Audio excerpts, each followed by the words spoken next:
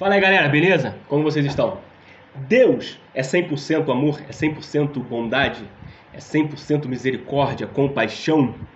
Deus, ele só faz o bem? Na Bíblia a gente vai encontrar que não, que às vezes ele é ira, é fogo consumidor. Em Isaías capítulo 45 ele faz o bem, ele faz o mal, ele cria as trevas, ele cria a luz, ele dá vida, ele tira a vida, enfim, tudo é ele e não existe nada fora dele.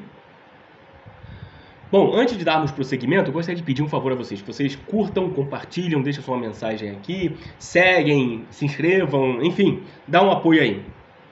Eu imagino que a maioria de vocês aqui tenham filhos e que amam essas crianças de forma incondicional, são capazes de fazer qualquer coisa por elas. Imaginam então que vocês ganham uma bolada, exemplo, a Mega Sena da virada, e aí tem a oportunidade de comprar uma ilha onde ninguém tem acesso, ninguém sabe onde fica, ninguém sabe como chegar. É uma ilha oculta. E você transforma essa ilha em um grande paraíso com as melhores coisas que existem na Terra, com as melhores criações que fomos capazes de idealizar, com tudo do bom e do melhor. Transforma num paraíso e coloca ali os seus filhos, juntamente com suas possíveis esposas e maridos. Enfim, parceiros. Vocês colocam ali para viver e falam, vocês vão viver aqui em perfeita paz, harmonia, etc., equilíbrio, tudo do bom e do melhor, vocês vão poder usufruir. A pergunta que eu faço é se vocês dariam acesso a um psicopata, a um terrorista, a essa ilha, para que ele pudesse trazer desarmonia para o mundo dos seus filhos. Seriam capazes? Obviamente, vocês vão responder que não. De maneira alguma. Tá maluco? Eu vou entregar meus filhos na mão de um psicopata? De um terrorista? Então, porque o Deus da Bíblia, segundo a crença cristã, ele cria um paraíso chamado de terra, coloca ali os seus filhos mais amados, que é a humanidade, e também dar acesso ao diabo, a este mundo, para que o diabo perturba, para que o diabo desencaminhe, para que o diabo traga o caos, a desgraça para os seus filhos mais amados. Que pai é esse que se diz amar incondicionalmente, mas que ao mesmo tempo entrega os seus filhos amados de bandeja para o psicopata, um terrorista? Essa história não faz nenhum sentido, assim como a história da libertação do povo do Egito, do povo hebreu, a história do Êxodo. Lá a gente vai ver que Deus quer libertar o seu povo do Egito, e ele tinha várias maneiras, porque ele é todo poderoso, segundo a crença, de libertar o seu povo. Mas ele queria se mostrar para o Egito. Ele queria mostrar o quanto era poderoso, fodão. Então o que ele faz? Ele endurece o coração de Faraó para que Faraó não liberte o povo. Mesmo que Faraó decidisse libertar o povo de boa vontade, ele não poderia, porque o seu coração foi endurecido por Deus, ele não tinha escolha. Isso a gente vai encontrar em Êxodo capítulo 7, versículo 3 ao 5, Êxodo capítulo 10, versículo 20, Êxodo capítulo 11, versículo 10 e Êxodo capítulo 14, versículo 4. E aí Deus manifesta as suas 10 pragas, sendo a pior o massacre de criança, onde Deus mata todos os primogênitos. Isso inclui os adultos e as crianças inocentes. Não só as crianças inocentes, como também os recém-nascidos, mas também as mulheres grávidas perdem os seus filhos. Aquelas que estavam grávidas do seu primeiro filho, elas perdem o filho. Nós temos o quê? Um aborto. Deus fazendo o aborto. Assim como também lá em 2 Reis, capítulo 8, 12. E aí eu pergunto para aquelas pessoas, eu não estou aqui colocando a minha opinião, só estou fazendo um exercício. Aquelas pessoas que são contra o aborto, usando a Bíblia, usando Deus, usando a religião para serem contra o aborto, eu quero perguntar o que elas sentem quando veem o próprio Deus dela praticando o aborto e permitindo o aborto sendo feito, massacrando crianças inocentes. A pergunta que eu faço é qual o problema de Deus com as crianças? E aqui eu vou usar. A Bíblia está cheia de exemplos de perversidade, de coisas cruéis que Deus fez. Mas aqui eu vou pegar mais em questão das crianças. Porque criança é inocente. A própria Bíblia, lá em Mateus capítulo 19, versículo 4, vai dizer: vinde a mim as criancinhas, porque são puras de coração e delas são reinos. A gente vai encontrar versículos onde Deus ele recomenda que nós sejamos como as crianças puras de coração. Onde Deus declara o seu amor incondicional pelas crianças, mas na prática a gente vai ver Deus massacrando, permitindo, ordenando que crianças fossem mortas, torturadas. Assim como em 2 Samuel, capítulo 12, versículo 13 ao 31. Davi, ele vê Batseba tomando banho, dançando, e se apaixona. Ele cobiça a mulher do próximo, o primeiro pecado. Depois, ele dorme com essa mulher, segundo pecado. Não satisfeito, ele arma ali para o marido dela morrer. Terceiro pecado. E depois ele casa-se com ela. Quarto pecado. Pela lei e tradição judaica, Davi deveria ser apedrejado. Mas na Bíblia a gente tem injustiças. Assim como nos dias de hoje a gente vê aí pessoas ricas que cometem crimes, pessoas famosas que cometem crimes aí e são liberadas, né, estão livres, enquanto pessoas aí pobres estão presas e a gente não vê dois pesos e medidas. Não estou dizendo que nenhuma das duas deveriam ser condenadas, mas que a lei fosse aplicada para todos. Aqui no caso de Davi também é a mesma coisa. Se o Davi fosse qualquer personagem comum da Bíblia, ele seria apedrejado até a morte. No entanto, ele era o rei Davi. Então, ele é liberado do castigo. Só que Deus precisava punir Davi. E como é que ele vai punir? Ele mata um recém-nascido, uma criança que não tinha culpa de nada. A própria Bíblia vai dizer que um pai não pode morrer pelo pecado do filho, nem um filho morrer pelo pecado do pai. Ninguém pode morrer pelo pecado do outro.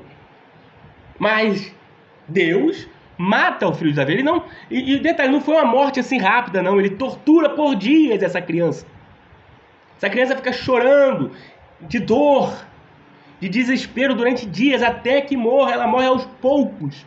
Deus, em tom de crueldade, a mata aos poucos, só para fazer Davi sofrer. Porque Deus não pune Davi, que era um pecador, e poupa a criança. Não, mas Deus tem um problema com as crianças. A gente vai ver 1 Samuel capítulo 15, versículo 3, Deuteronômio capítulo 3, versículo 6, Deuteronômio capítulo 2, versículo 34, Números capítulo 31, versículo 17, Ezequiel capítulo 9, versículo 6. Deus permitindo e até mesmo ordenando que crianças fossem massacradas, mortas, assassinadas. A gente vai ver Deus enviando 2 ursas para devorarem 40 crianças só por terem zombado do profeta Eliseu. Lá a gente vai encontrar isso lá em 2 Reis, capítulo 2, versículo 23 ao 24. Deus pune, ordenando que mulheres comam, ou permitindo que mulheres comam da carne dos seus próprios filhos. Vamos encontrar isso em Levítico, capítulo 26, versículo 29. Jeremias, capítulo 19, versículo 9. Deuteronômio, capítulo 28, versículo 53 ao 57. Qual o problema de Deus com as crianças? Porque Deus, o Todo-Poderoso, ele não salva uma criança que está sofrendo abuso. Por que ele não salva? Ele não é o Todo-Poderoso?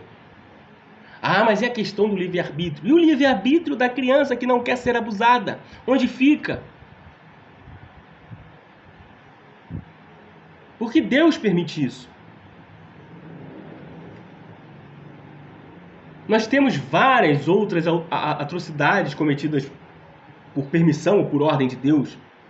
Nós vamos ver virgens sendo vendidas como escravas sexuais ou sendo levadas como escravas sexuais na Bíblia. Por exemplo, em Números capítulo 31, versículo 18, vamos ver virgens sendo levadas como escravos sexuais. E ali tem crianças e mulheres que não deitaram-se com outros homens.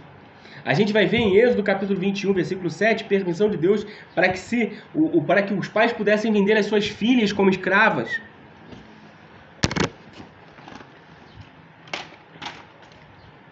A gente vai ver em Êxodo capítulo 21,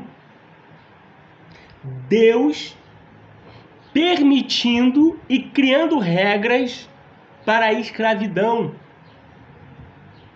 Hoje todos nós sabemos que a escravidão é algo abominável, inaceitável. Todos nós vamos lutar contra a escravidão. Mas o próprio Deus, ele permite e cria regras para a escravidão. Não, mas era outros tempos. Ora, Deus não é onisciente, onipresente, ele não sabe que a escravidão é algo errado. que é algo inadmissível? Ou não? Ou será que nós, seres humanos, é que fomos capazes de chegarmos a esse ponto de entendimento, né? De, não, a escravidão tem que ser combatida, e combatemos. Será que somos melhores do que Deus para enxergarmos isso? Deus, na sua onisciência, onipresença, não era capaz de ver que a escravidão era algo errado. Mas ele permite, segundo a Bíblia, tá? Ele permite e cria regras para a escravidão. E ele autoriza pais a venderem as suas próprias filhas como escravos. Lá em Deuteronômio 20, a gente vai ver algo interessante. Deus fala assim, ó, antes de guerrear com o povo, tente fazer a paz. Mas quais eram as condições dessa paz? O povo que ia ser invadido, ele deveria aceitar entregar as suas mulheres, serem servos do povo hebreu, pagarem impostos, entregarem tudo de mão beijada para os hebreus, senão eles seriam aniquilados. Eles tinham que aceitar ser escravos dos seus invasores, entregar as suas mulheres, seus filhos. Isso está lá em Deuteronômio capítulo 20. Olha, em termos de paz, ninguém aceitaria. Isso é óbvio. Em Número capítulo 31, a gente vai ver Moisés irritado, porque o povo, na guerra contra os medianitas, poupou as mulheres e as crianças. Ele fica irritado e manda que o povo vai lá e mate as mulheres e as crianças. Ah, mas o Deus do Antigo Testamento é diferente do Deus do Novo Testamento. Lá era o Deus da lei, agora nós temos o Deus da graça. Essa ideia de Marcião, e foi combatida pela Igreja Católica, tanto que Marcião foi excomungado. Depois dessa ideia, Tertuliano, ele meio que recupera, mas é uma ideia rejeitada, até porque Deus é o de ontem, o de hoje e o de eternamente, segundo a Bíblia. Malaquias 3, versículo 6, Números capítulo 23, versículo 19, vai dizer que Deus é imutável. Ele não muda, ele é o mesmo. E se ele, o Filho e o Espírito são um só, isso quer dizer que todos são coniventes das coisas que aconteceram lá atrás. Estavam todos presentes lá e todos foram coniventes. Ninguém fez nada. Correto? Mas tem uma outra justificativa. E essa daí eu até meio que compartilho com ela. Deus não fez nada disso. Deus não ordenou ninguém a fazer nada. Deus não mandou fazer nada e não permitiu nada. Homens se utilizaram do nome de Deus para justificar as suas ações, para fazerem as suas vontades. Moisés, Deus não entrega lei nenhuma para Moisés. Moisés, ele cria as leis ali, copiando de outras civilizações, mas precisava que o povo obedecesse. O povo só poderia obedecer segundo a obediência pelo medo. E o que o povo temia era Deus. Deus não mandou matar as criancinhas. Ah não, Deus mandou sim, é porque as criancinhas, era tempo de guerra, as criancinhas poderiam crescer com sede de vingança e se vingar do povo hebreu. Mas Deus é o Todo-Poderoso, ele tem o poder de endurecer e amolecer o coração de todo mundo, ele tem o poder de mudar todas as coisas, ele poderia poupar as crianças e mudar o destino delas. Mas a ideia, na qual eu estou compartilhando aqui, diz que não foi Deus que ordenou matar as criancinhas. Os homens mataram por medo, mas justificaram dizendo que foi Deus que mandou, que estavam cumprindo ordem de Deus. Assim como em várias outras civilizações, nós temos homens fazendo atrocidades usando o nome de Deus. E na Bíblia nós temos mais esse exemplo. Sendo assim, a Bíblia então não é sagrada. Não é a verdade absoluta, não é inspirada, porque homens mudaram e utilizaram o nome de Deus segundo a sua própria vontade, para justificar as suas ações. Homens alteraram. Então ela não é sagrada. Então você vai ter que admitir duas coisas, vai ter que escolher entre duas coisas. Ou Deus foi capaz de fazer essas perversidades, e ele é perverso, psicopata, narcisista, ou a Bíblia não é sagrada. A Bíblia não é um livro inspirado. A Bíblia não é a verdade. E aí? Qual você escolhe? Valeu, um abraço e até a próxima.